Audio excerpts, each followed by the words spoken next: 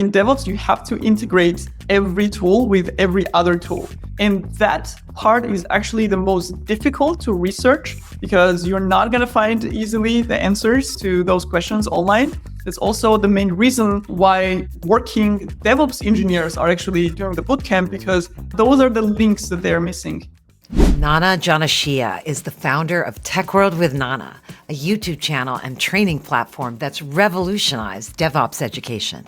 Born in post-Soviet Georgia and now living in Austria, Nana used her technical expertise and communication skills to build a 7-figure training powerhouse with millions of followers. Join me as we explore Nana's remarkable journey from software engineer to educational pioneer and learn how she built a thriving business by focusing on what truly matters, delivering a top-notch DevOps education that changes people's lives.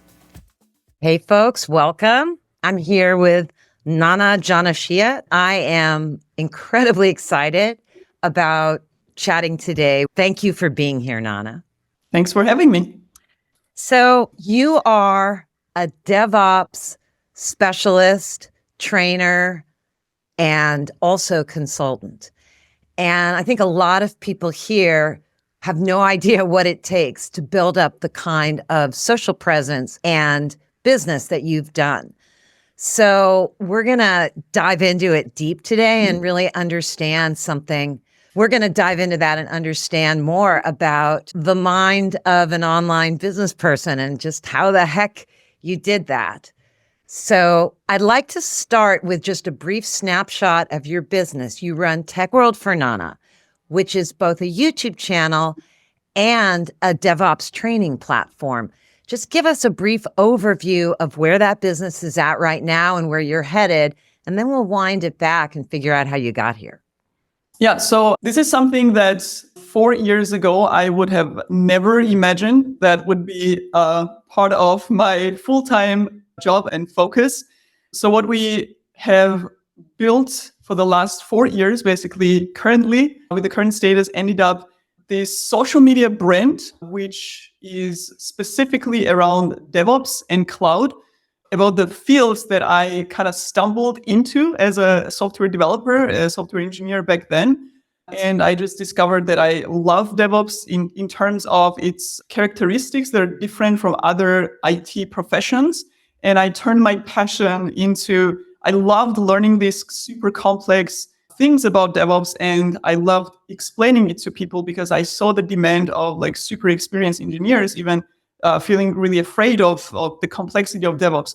So that turned into what we have now, the Tech World with Nana YouTube channel. And the interesting part is that when we started building, actually we didn't start building, we just posted a few videos. But at that time we were working on a startup. So my co-founders' goal was to actually build like a tech startup, right? Which, had nothing to do with DevOps training. It was like a completely different field. So we were already thinking in terms of we want to build a business because I always wanted to be an entrepreneur. I had my first attempt at business when I was 19 years old, and I just knew that I loved it, apart from engineering. So we took Tech World with Nana, and the thing that we saw was working very effortlessly, and we basically added like a backend to it, like a business, which turned into an educational program. Because again, I saw the need for people learning different technologies here and there, but there was no like a full, complete educational program to actually make you DevOps engineer. So that's what we created. And I remember when I was creating this bootcamp, there was no roadmap, like there was nothing like this out there. So I had to create the blueprint because there was no blueprint that I could use for myself. So obviously it was more challenging, but then I realized, okay, maybe this is the opportunity for us to build something that is unique and we're early in the market. And by the way, this was shock to me. This was surprise to our tax advisor, everyone who was looking and reviewing our finances. And I know this is very rare for businesses that in the very first year, like literally from zero, we basically made a revenue in 7 figures, which, as I said, we were not focusing on numbers, and it kind of happened. We had like this product market fit, and we had intuitively created a product that was like super demanded, super valuable. And that was basically how we started. And then we kind of sustained that success over the last few years. That's so exciting. So let's wind it back now and talk about how you got here. You grew up in Georgia, correct? Yes, yeah, And then you emigrated to Austria. exactly. Yeah. So tell us the story of how you first got interested in this and what was available to you in Georgia for education, and then how you ended up and why you came to Austria. And I'd love to hear about the pivot points along the way, those moments where you went, oh, I'm going to do this, and it changed the course of your life. Yeah, so I think I had a lot of turning points throughout my life, which, back then was of course difficult because, when you're in your 20s, like making this type of like huge life changes and shifts can be difficult. But in retrospect, it just enriched my experience and maybe like super independent and also risk taking because I was literally changing my life or making like this really big decisions every few years. So basically, I grew up in Georgia. I went to school there. I entered university. And in the first year of university, I actually won. It was like a scholarship program funded by US government for the students in post-Soviet Union countries. Obviously, you had to learn English, but there was like a baseline. And they had the psychological test because they were testing for your ambitious, independent thinking and this type of stuff. And it was a tough competition because everybody wanted to win the program. And I was lucky enough to be one of the finalists. So I studied in US for 1 year, which was first time in my entire life abroad, outside of this little country of Georgia. It was like expanding my perspective to this wide world, basically. And it was a pretty life-changing experience for me because I also met a lot of foreign exchange students. And it was really expanding my mind to having it limited to this rather small country. And when I got back from there, I had this drive in me because I knew I need to do something. I wanted to get out and study in Europe or US back then. And when I was around 20 years old or so, or 19 when I got back, and I remember it's almost impossible for students or for people like me in Georgia to basically go to study in Europe. Like we had huge complications with visa. I knew I couldn't go back to the US. I basically just gave up for 2 years and I tried to build my career in Georgia. And funny enough, I was actually working as a teacher in Georgia when I got back. I was teaching for foreign students when they want to study in Europe or US in English. There are these programs called TOEFL and IELTS. So I was actually instructor of those programs. And after 2 years of teaching, I loved teaching, by the way. I loved explaining stuff to students. I loved seeing their success. But these are the things that don't really develop. So it was kind of same old every single day. So after 2 years, I was really bored and I saw that nothing was like, I wasn't growing personally. So I started my first business in Georgia. And then pretty soon after, I actually decided to again make like a big change in my life and move to Austria. And I saw an opportunity, even though I remember it was like super hard. I spent literally a few nights trying to figure out how can I get to Europe? Like, how can I get the visa? How can I get the funding? How can I get admitted to a university? Like, how do I manage all these things? And I finally managed. I came to Vienna and I was studying business administration, nothing related to tech or IT. Like I had zero idea about this space in general. And again, as a non-European citizen, I had no work visa. I was not allowed to work here, but I had to somehow sustain myself and pay for my expenses. So I realized if I want to stay here, I need to learn a skill set that is going to get me a job here and a work permit. And that was software engineering. And I had zero idea of what is software engineering, what is IT, what is any of this. I applied to university. I just knew that I'm going to get a job if I study this. That was literally my only motivation. I didn't even know if I would be interested when I started studying because I had zero reference. And in second semester of my studies, I got an internship. Then I became a junior software developer, then senior within 2 years, and then basically just continued from there. Wow. You're brave to go off all on your own to the US, move to Austria, figure out how to make it work. Is that something that showed up when you were really young? Were you like trying new things and your parents were like, be careful? I'm just wondering, because this is something that a lot of people struggle with is risk, taking calculated risks. I think the motivation for me to change was much bigger than the fear of the risk. Because I remember when I came to Vienna, I didn't have an apartment. Like everything was in German, so I couldn't even rent an apartment. So I literally just came here and I used the couch surfing, and I was sharing a room with a bunch of students until I found an apartment. And I remember I was in the airport and I'm flying to a country that I have no context. I don't know anybody there. I don't know the language. I don't even have an apartment to stay at. Like it was pretty scary.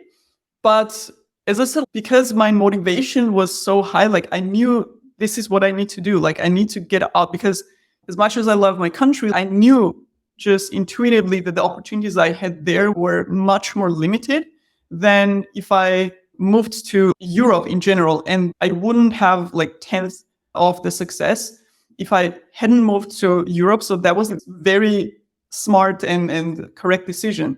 And because I was so convinced, I was willing to take on the risk and deal with that fear. And also it wasn't easy when I moved. Like I had to settle in with no language skills. So the first 2 months were pretty tough psychologically as well before I got used to it. But I knew I'm doing the right thing. So I knew I had to just go through with it. You've built a pretty impressive machine. There's these 3 main parts that you described earlier. There's your YouTube channel, where you offer incredible free education and also glimpses into your life, vlogs, that sort of thing. Then you have your training courses and your boot camp, which you developed and deliver, I believe, on Teachable, correct? Yes. Yeah. So you use YouTube, you use Teachable, and then you've also developed the third linchpin of this incredible triad, which is your support community manned by experienced engineers. I know there's a lot of messiness into how this came together, but can you describe how you kind of generated these pieces and put them together, and how you decided which platforms to select? Yeah, that's a good question. So we definitely started with YouTube, our main attention. We didn't do anything else for, I think, first 7 to 8 months. Like creating videos as valuable as possible, and didn't use any other social media. It was just YouTube. And we didn't even think about monetizing anything for 7 to 8 months, because both me and Nicole, my co-founder, we just knew that if we continue doing this and if we don't take our attention away from it, it will become so powerful and so valuable that like monetization or building like additional social media channels or whatever, that would be no problem in the future. So we put all our focus on YouTube. And then we started building the LinkedIn community, because we realized, okay, maybe it's not really smart to be attached to just one single platform. And we basically just started sharing YouTube videos on LinkedIn, and we grew there also pretty fast. And then we started, I think after 7 to 8 months, we started thinking about, okay, how do we create something valuable that could turn into a business? And the first thing that we did, and we basically just asked our community, what do you guys want? And the first thing we created, first product, so to say, was our course. It was like a small little course about advanced topic. And it was pretty successful. People really got value from it because, again, it was more advanced and very specific. So there were no comparative courses out there. So people got value from it.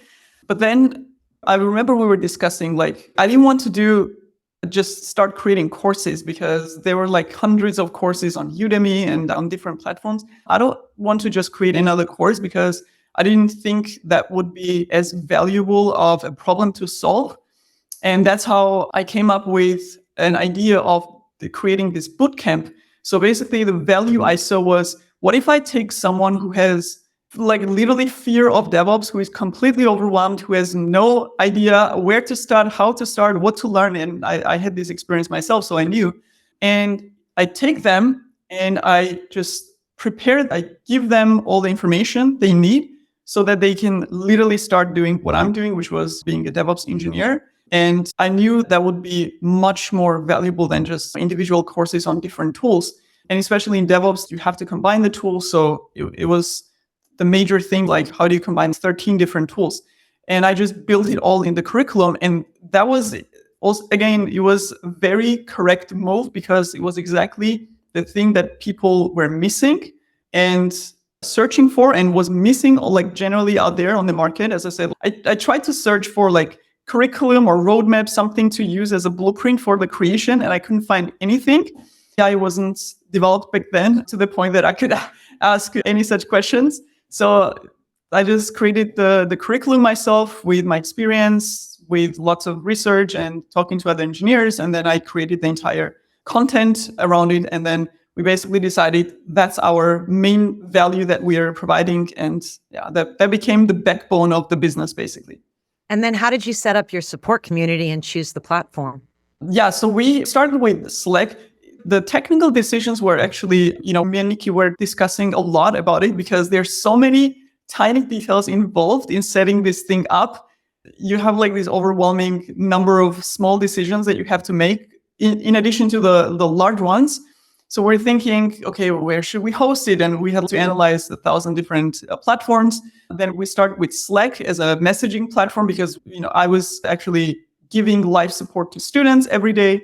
And then as you do, you start with whatever MVP. And then we discovered that Slack was not really for the community because we have a limit in messages and the messages disappear after 2 months. And we, again, after a long discussion, we moved everything to Discord. And now I'm happy that we don't have to make decisions and this type of decisions anymore. We have like this streamlined thing where everything like works pretty smoothly. So we have the Teachable where it allows us to structure the contents in a way that students can follow like step by step without losing the flow and structure. And then on Discord, they can just hop on and ask any questions and get support. And then we have email automation, like running in parallel, where we send basically it's like a personal motivator and the accompanying email sequence that gives students additional motivation, information, valuable insights, and stuff like that. What emailer program do you use? We use MailChimp. Nice. So, Nana, one of the things that personally impresses the hell out of me working with you, listening to you, watching you grow your business is your ability to focus and not get distracted by bright, shiny objects. I too have a YouTube channel and I have courses and trainings we offer and I have a community. And I know over the last couple of years, the bright, shiny objects come at you fast and furious. Oh, should I do a live cohort-based course? That seems to be the thing. Everyone says that pre-recorded courses are dead. Oh, should I do events? Should I do this? Should I do that? There's so much distraction out there. And here you are focusing on a very small number of things and doing them incredibly well. Can you talk a bit just about how you pull that off, if it's a struggle for you to focus, and how you bring yourself back to the discipline of just doing a small number of things well?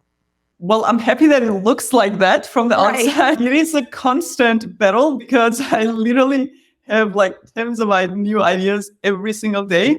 And so I think by default, most of us are fascinated by, especially if you're an entrepreneur, if you are someone who loves building things, who loves solving problems, it's like a blessing and a curse at the same time because you have this creative mind, but it also gives you too many ideas and you can't focus on at the same time. So I think one of the big things that helped me was a painful lesson learned, which was before we started YouTube channel, actually, while we were working on the startup. So I was working as a full-time engineer. And then Nikki and I were building this real estate app for the digital broker or whatever. And then we were working on a mobile app at the same time. And we were learning and studying real estate investment. And I remember we were working after the work hours, on the weekends, on holidays, like we were just completely immersed in that stuff. And I think after 10 months or so, I remember when I do planning, I try to always zoom out and see like, okay, I worked for 6 months or 10 months. Where am I now compared to 10 months ago? And I remember we're super stressed and we're doing a lot of stuff and we have zero free time. And I zoom out and I try to analyze, okay, how much have we accomplished? And I see that none of our projects have progressed and nothing has moved. And that kind of made me frustrated because I knew that we were working super hard. And then I'm looking at the results and I'm seeing zero progress. And I had to take an honest look at myself and our strategy and way of working. And we kind of discussed it out and we were like, we can't continue like this. We have to choose one and we have to just focus on that one, and at least to the point where it's either automated or it's successful. So we kind of branch out. And I made myself a promise that I would stick to that because I just saw literally in front of me that even like as exciting as it was to work on multiple things and ideas at the same time, I just saw that nothing would work like that. And I just wanted something to work. And that's why we always try to, because the default behavior and thinking is not that. So I try to force myself all the time, bringing myself back to, okay, now we have too many ideas. We need to focus. And I always have the times that I plan in explicitly where I try to remove as many tasks from my daily thinking basically as possible. And I always think, how can I make this leaner? How can I remove ideas? How can I remove things? How do we focus like with our products as well? Because we created the bootcamp and we created 3 courses and another bootcamp. And I decided if we want to grow this thing and scale it, which is my next step, we need to choose one of them and focus on that one for maybe a year. And then once that is scaled, then we can move on to the next one instead of doing all 5 at once. But even though still I have lots of ideas and lots of things that I could do, and I have this Notion page, which is called Nana's Ideas, and I basically store them away because it also keeps me excited because I know when I have time and when my time is freed up, then I'm just going to go there and take one of the ideas that I'm excited about to work next. So I have to discipline myself. It's not an easy task. Well, having a brain dump page where you can put those is a really great tip. We do that as well. So one of the biggest challenges for anybody who's running a training business with paid courses and has a YouTube channel for lead gen is how much you give away on YouTube and what you put behind the paywall. What I've noticed about your channel, and anyone who hasn't checked out Tech World with Nana, it's got over 1.1 million YouTube subscribers, amazing channel. What you'll see there is that Nana has these hour-long, 50-minute introduction to all kinds of IT tech and DevOps tech that are incredible, that she just gives away. So how do you walk that line? Have there been moments where you felt like you made a mistake and gave away too much? Because clearly it's working. So fortunately enough, first of all, I never felt like, oh my God, why did we give this out for free? Like never did I have this moment. And I think it's a mindset thing. I don't take this for granted. I'm super happy that I never had like this. I would call it like a leg mindset where I was like, oh, maybe like we should not post it there and we shouldn't give in value on YouTube channel to keep it for selling. Like I never had that, and Nikki as well. Basically what I thought intuitively for me was I'm going to put the most valuable content on YouTube because the YouTube audience for me in channel was as important as the paid courses because it was not just the monetary. On YouTube was just a different type of reward. So that was equally important to me. And I also kind of knew if someone gets so much value, like if they decide to, because the bootcamp is still a different type of training, you can't really get that in that structure on YouTube. If someone really wants to become a DevOps engineer, they may choose to do the DevOps bootcamp. So fortunately, I never had that doubt or that thinking of, oh, maybe we shouldn't give it away. And until now, like when we do the planning for YouTube, we never ever discuss and consider oh, maybe we should keep this away from YouTube and in our paid courses. We start thinking, what is the most valuable thing we can post on YouTube? And we just do it. And sometimes we think like, oh, that would be great for the students. We just add it to the bootcamp or add it to the email sequence, but we still post it like on YouTube channel. So what's then the main difference between what's on your YouTube channel and what's in your bootcamp?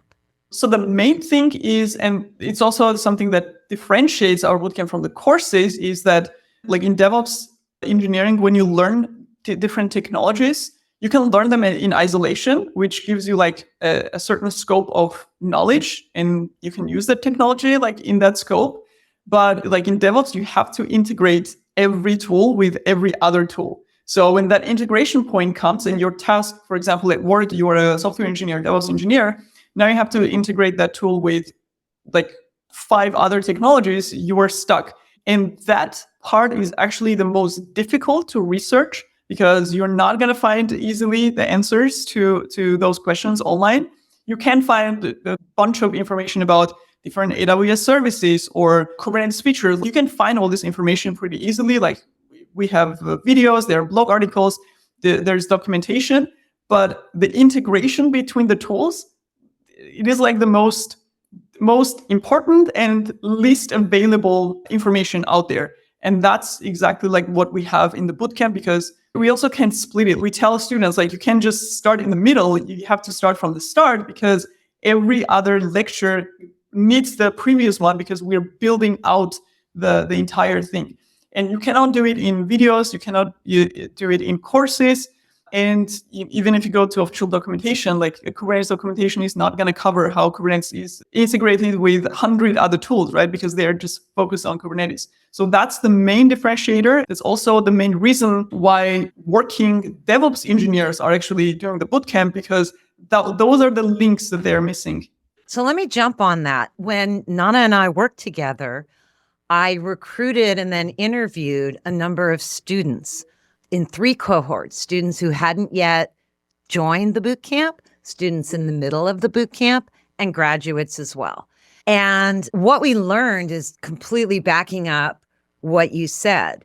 What was fascinating to me and somewhat surprising was that not only folks fairly new to DevOps were getting value out of the boot camp, but experienced engineers were coming in there and getting promotions and getting the ability to fire their consultants and just take over the job themselves.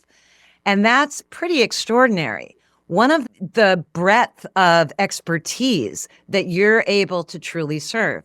And one of the things that we heard over and over again in these interviews was that they built up trust in your ability to explain complicated technical concepts very clearly. And part of why they trusted you enough to buy the boot camp and get trained by you was this somewhat extraordinary ability to really explain something in the way someone could not just understand, but then remember and spit back during an interview, during a meeting with their boss, etc.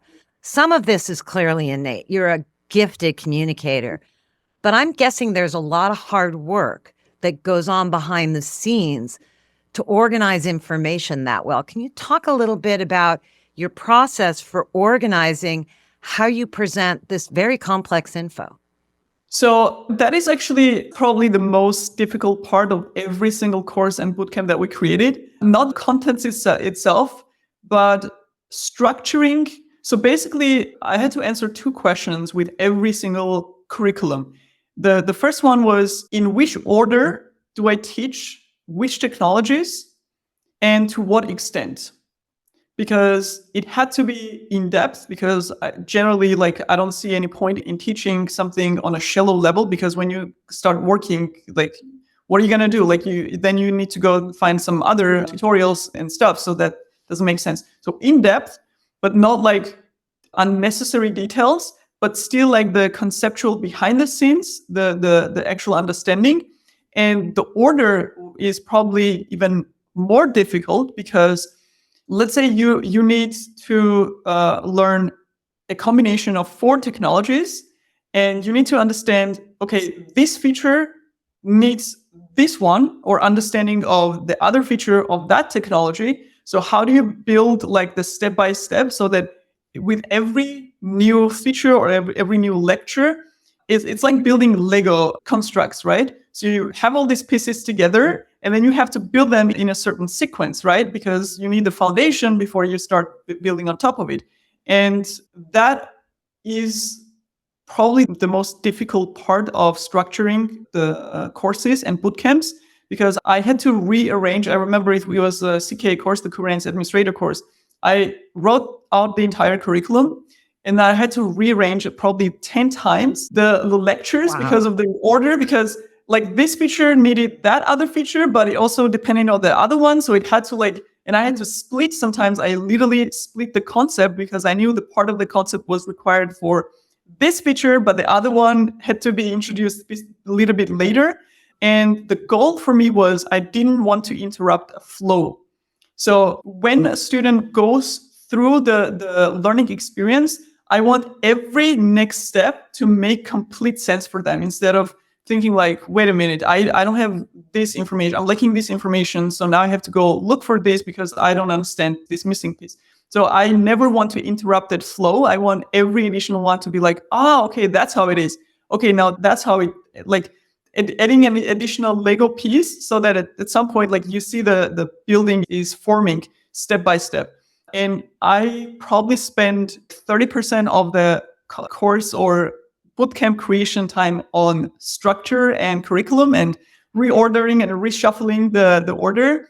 And then the rest of it. And once I have that in place, then I know, okay, now we're good. Now we can go. So you do a lot of iteration on your curriculum, it sounds like. Yeah. Yes. Yeah. That is probably the hardest part. I remember when we were creating DevSecOps, which is the more advanced. So we had the first part, which was already huge. And then I was working on the second part, and I hired, because I had my knowledge and experience, but I also realized that every company does it differently. And, large companies do stuff differently. The team structure is often very different as well in companies and the roles. And so I hired an expert and we prepared the entire structure of part 2. And then I looked at it and there were just holes in there that were cutting the flow. And I could not, we sat together and we couldn't figure out how to fill them in because it was just already set up. And I literally just crossed out the preparation of maybe 3 months. And I hired another engineer who was also an expert. And I was like, let's do this from scratch. And then we had to perfect it to the level. And I'm so happy we did that because I just felt the difference of how it turned out. I was like, okay, this is good. Now we can release this one. Wow. It's so interesting to hear what goes into that. And again, because I ran all these interviews, I know how good that course is. Your DevSecOps course, people absolutely love it. And that's what went into it. It's like a duck. It looks on the surface like everything's placid, but you're paddling furiously underneath. So, folks, we'll be getting to your questions in just a moment. So, Nana, you already shared a really valuable mistake that you learned from, which was trying to do too many things at once. It's part of what gave you this passion for focus and, really getting one thing done well. It's easy to look at you and go, oh, she's got it all together. Look at that business. Look at that YouTube channel. Of course, there's all kinds of struggles. So is there another mistake or struggle over the last few years that you felt you learned a lot from that had an impact on you? In terms of business and how we do things, and this actually ties back to the project that we did together. And I wish that we started, you don't know everything when you're starting. We literally didn't know what we were doing. So we were trying to do our best. So the biggest learning for the past, basically I started thinking about it in the last few months, because the first 4 years we were only focused on creating content and creating the courses and programs. And basically once we were done with the programs, I started thinking, how do we make our impact larger and how do we scale this? Because I realized that even though we have a lot of subscribers on YouTube, people still didn't know about our programs. So we were like, are we too shy and low-key about talking about our programs? We need to kind of promote more. And when I started thinking about it, I realized, and this is probably like number one, and I watched a few Y Combinator videos, and I know this is the number one thing that startups fail at, is like I did not have an insight of who our students were. And I knew that we were solving, like I knew the value of the problem we were solving, but I just didn't have the details on it. So it was like we had this thousands of students, and we had everything automated, which is great, but I realized it was like a completely dark room for me, and I had zero visibility into who are the people that we are helping so much. Do we know their stories? Do we know their backgrounds? Do we even know like what they're doing after with our programs? And I remember I literally locked myself in my office, and I just started researching. I was like, is this an important part of the business? And how can we figure this out?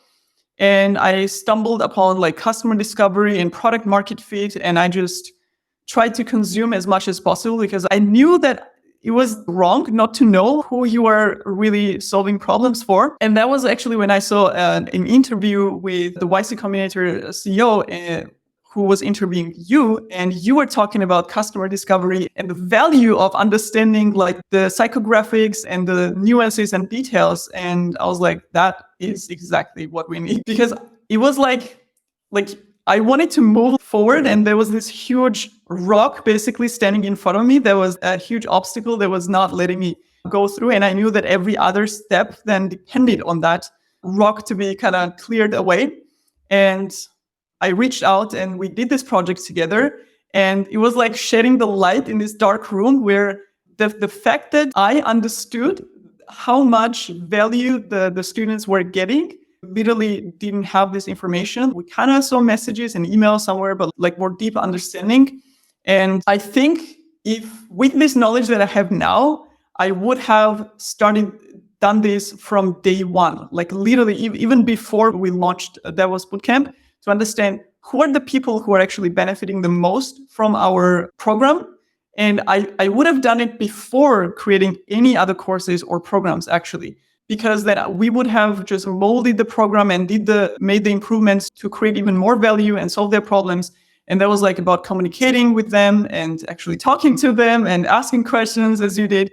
So that was probably the number one thing. And I know now, like when I think about new ideas and products and courses, I knew that would be the first step before I design the curriculum and create something to understand, okay, who are the people that will get the most value? What is the problem that they have? And how can I not think about me as an engineer, oh, this is a cool topic that I want to cover, but rather, what problem do I want to solve for these specific software engineers or for network engineers or whoever they are? And that was definitely my biggest learning as an entrepreneur, as a businesswoman, because I was more focused on the engineering part and not the business part. Thank you. That's great to hear. So we've got some questions from the audience, and I want to make sure we have time for those. So Scott, could you please read the questions in order? Sure thing. First, Thank we have you. a couple of questions from Nalini Gupta, wondering what's your team size, and do you have plans to make a video course on AI machine learning? So it was actually also from one of the interviews that you did, Amy Jo. So one of our DevOps Bootcamp students mentioned, I'm talking about the team size of Tech4Banana. He said, like, he was the DevOps Bootcamp student. So he said from his perspective, like everything was running like a well-oiled machine. So everything was like super structured and clear and clean. And I was really proud of that because like our team is super small and we're trying to do a lot of things, but keeping things lean basically. So me and Nikki, my co-founder, started doing this, two of us basically at the first entire year. And then the first hire we had was a DevOps engineer who was helping students on Slack, basically answering their questions. And then we hired 2 more engineers to help us, again, like with support and courses and customer service, basically, to reply the email. So we're 6 people in total. And the second question about AI, I know it is the hot new topic. And again, I was thinking, is it really valuable to create a course on AI, which, like, I don't know, hundreds of people are doing? And I try to think of more valuable things that nobody else, or maybe less people are, or fewer people are focusing on. And we actually, or this is one of my ideas in my idea dump or bucket that I probably will work on in the future, which is basically an AI tutor, which can help engineers or accompany them at work. So compared to ChatGPT, where you have to go proactively and say, hey, teach me this, explain to me that, to have like an AI-based platform that acts as your teacher. So that gives you the guidance, the roadmap, the exercises, the text, the tasks to practice, gives you feedback. So that's more of the product that I'm thinking in terms of AI rather than the course. Awesome. So we also have a question from Rodrigo. What is the right way to start? Because you have both courses and boot camps. Which should he take first? So the bootcamp has a completely different purpose, which is if you want to learn the DevOps profession, for example, now after the last project we did, I understand finally who we are serving. And we have these very seasoned, experienced engineers who have been in traditional engineering roles, and they want to learn DevOps because it's just a new requirement on the job market. And that's exactly what bootcamp is for. Or if you want to become a DevOps engineer because passionate about it, or if you're a software engineer and you want to learn DevOps because you need it for the job. The courses are more like you need to learn a specific technology. Like you are an engineer already, or you're a DevOps engineer and you need Kubernetes knowledge, or you need to learn CI/CD. So these are two very different purposes. So everyone who wants to like completely shift to DevOps, that's the bootcamp. And the courses are usually like supportive things. So for example, our DevOps bootcamp students, they need Kubernetes at work, so they do the course and in addition. Fascinating. So I have another question building on what you just talked about with AI. And by the way, I love your approach to AI, which is build a tool versus a course. I think it's hard to do a course in AI right now because it's changing so fast. It's just so crazy. What are some of the other trends in the DevOps world, in the larger IT world, that are on your horizon other than AI? What are you paying attention to? Is there anything that you see emerging that you think might be interesting? I mean, DevOps generally has been emerging and changing and developing every week. And generally, I love this type of dynamics and development a lot because I'm a very curious person. So, I love seeing, oh, what is this new concept? So I think the one that I believe will continue to grow, it is relatively new concept, but it's already something that people are familiar with, is platform engineering. And that was like a very logical development or next step of DevOps. And I think it's not as popular and mainstream yet, but for me, it is just very logical. So basically, to explain in very simple terms, DevOps is like having this engineer who knows a gazillion things, right? Basically every single IT field, and they have to be expert in every single technology in every team. But it's very inefficient. And sure, you have people like me who love to learn 100 technologies, but you also have people who want to just specialize and they don't want to deal with a new tool every single week. And having that requirement in every single project and team is also super inefficient. So platform engineering was basically a natural response to that, where they were like, let's build company-wide knowledge of DevOps and not only build the knowledge in people, but also build that knowledge into the platform, so that the rest of the teams don't have to deal with DevOps or not as much. And that's the part of platform engineering that, as I said, a lot of sense. And it's not as mainstream. And I think it will continue to develop and become as popular as DevOps. And a lot of platform engineering actually builds on DevOps knowledge because it's the administration part of the tools. So it's just a different naming of the same role, basically. Fantastic. You heard it here first, folks. Platform engineering. Another follow-up question, going back to what we talked about earlier. What do you know now? What do you have in your head about your customers that you didn't have before we did our project together? What were some of the takeaways that you now use as you shape new products and think about what videos to make?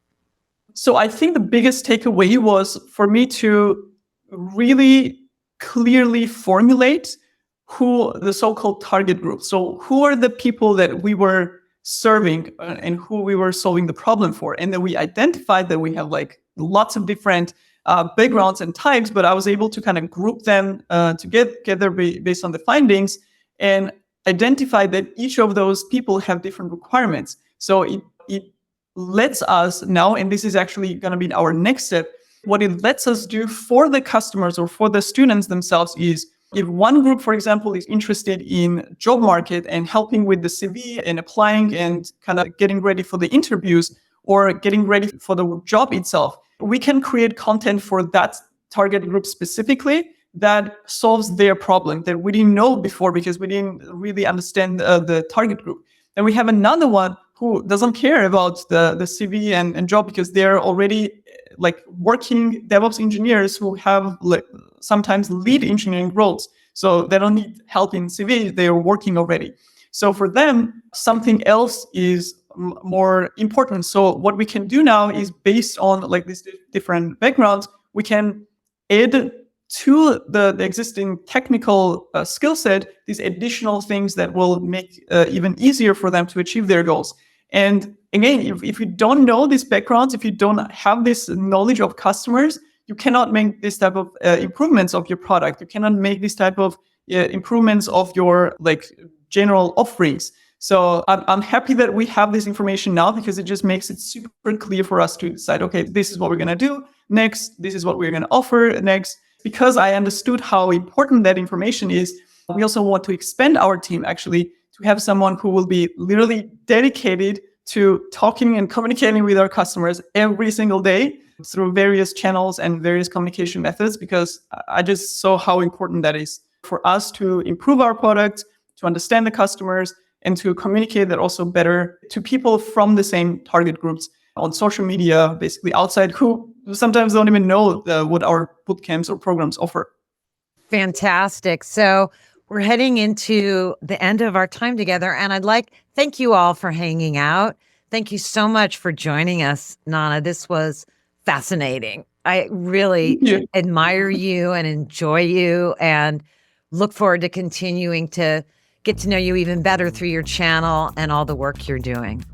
Thank you so much. Thanks. Thank you so much for being here. You got to be here for the full, exciting deep dive into the mind and astonishing ability to focus and communicate of Nana Janashia.